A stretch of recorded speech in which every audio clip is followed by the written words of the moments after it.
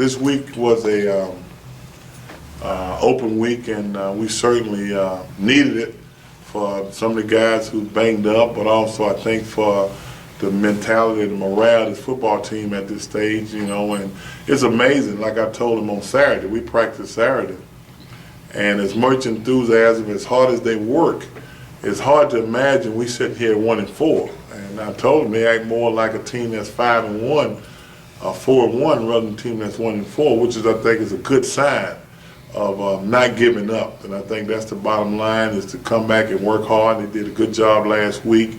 We gave them a couple of days off, but we worked hard the days that we did work. And Saturday was a day that at 2 o'clock, I mean, it was amazing the way the kids come out and worked hard. Looking forward to the day to start our season from today on, and I think that's important that we find a way to get a W up on our belt, because I really think once we get a W, it'll be a different feeling among the players to know what it's like to win again, and I think that's important. Is this week a case where you don't look at the name on the jerseys or the helmets, you just kind of worry about yourself? We got to worry about ourselves, I'm sure, people say we playing Concordia, but Oklahoma played Texas. So what's the difference? And Wisconsin played Nebraska. When you look at the scores, and those teams got everything money can buy. So for us, it's not about who you play, it's what you do when you play. And a win for us would do us good. What are some of the things you guys worked on in practice? Everything, we work on the same thing every day: fundamentals, tackling, passing, catching, blocking. That's what football is about. How's DJ doing with his toe? DJ still not completed that. Actually, I was talking to someone the other day about a turf toe, and turf toe is Dr. Ballard, matter of fact, yesterday in Lowe's, and he said that turf toe was real, and that's not something you just get overnight. But he's a lot better this week than he was the last couple of weeks, and hopefully, he'll be a lot better by the end of the week. Are you expecting him to see the field on Saturday? All depends on what happens. At this stage, because he hadn't played the last 2 weeks, and Frank has taken most of the snaps. It's like anything else. If a guy's not 100%, you don't depend on him at that time unless it's an emergency. And if Frank come out and play well, Frank can play quarterback. Last year, Coach Broadway said that it was Tuesday and he hadn't even gotten the game film on Concordia, so he didn't know anything about him. So how's your situation with that? It's Monday. We hadn't gotten it yet. But we did. Just come. My film guy just brought it in here. Yeah, we actually got it on Monday. We got it ahead of time. We actually talked to the coach this morning, and he told us he had sent it. So it's here. So we got something to work with. And it's homecoming, expecting probably a large crowd. Just talk about being back at home. Well, it's not homecoming this week. Next week is homecoming. Oh, I'm sorry. I thought it was but this we week. coming home, and we certainly need the confine of being home. And I don't know how large the crowd will be this Saturday, but you want them all to come out and support. But at the end of the day, for us as players, we want to come home and play well, no matter who's there. About the fourth quarter comeback, mishaps. Have you guys been looking at film, trying to work that out? We went over that every week that the fourth quarter's been there, and you just can't put your finger on the fourth quarter breakdown. It happens.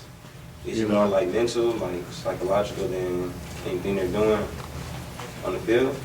I'm a football coach, and psychologically, I don't know what's going on in their mind. All I can do is coach what we coach from the first quarter through the fourth quarter. If it don't execute, if it don't work out, ain't nothing you can do about that.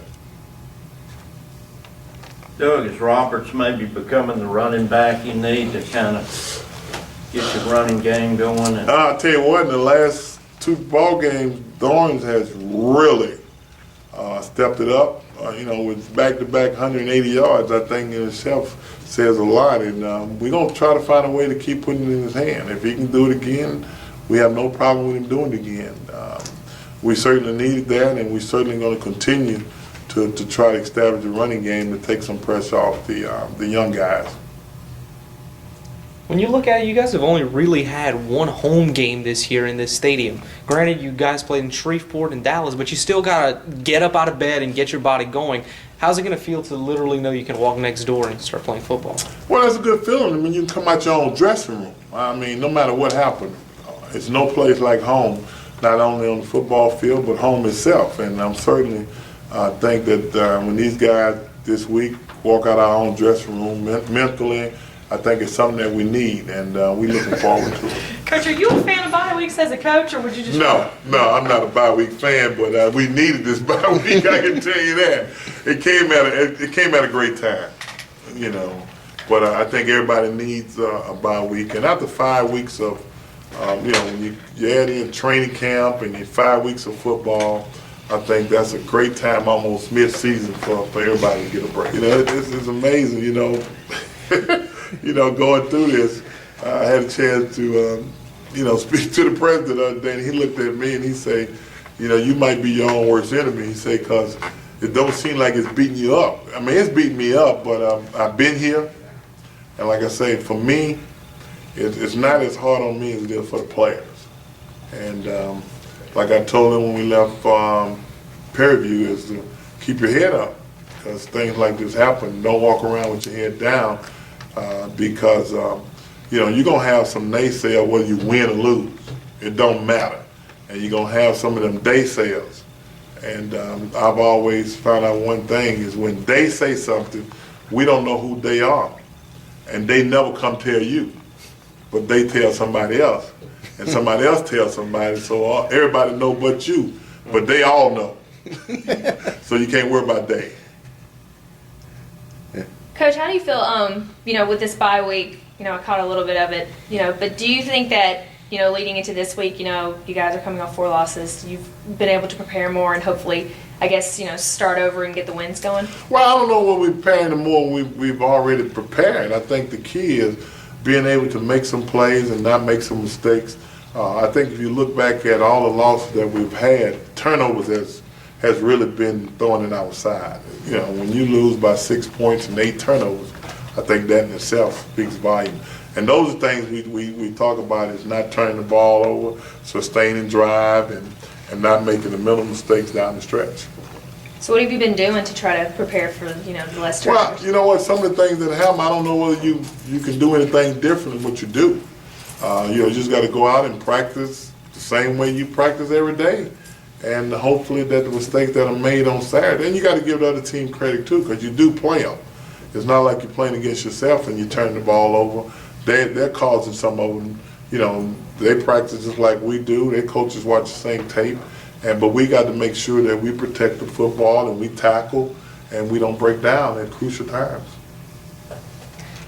The practice fields look better than I've ever seen it. And then you got the new Tiger. Is there like a new sense of pride? that Well, you know probably- what, and I'm glad you asked that question. And you know, when I came here, I think it was important, number one, to make the area look like it's supposed to look.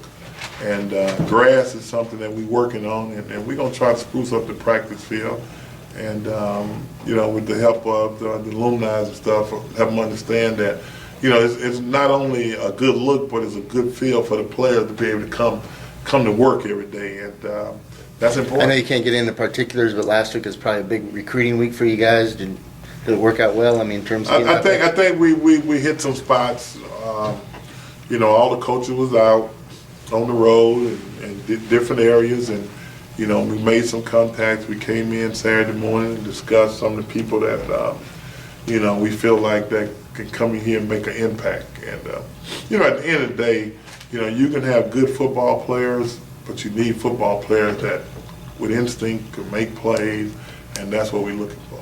Anything else? Where y'all been recruiting at? What city? State of Louisiana. Yeah. He can't tell you too much. Do you feel like it's important to try to get, you know, I guess the homegrown talent here? Oh, it's definite. I mean, I'll be the first to tell you that it's very important for Grambling, and it's always been that way, that the state of Louisiana has been a very, very prominent recruiting ground for Grambling State University. And we're going to try to continue to make it that way. Not that we don't get players from other places, But at the same time, you know, it's too many homegrown players around here that can come in and contribute and help the football team to not try to bring them in here.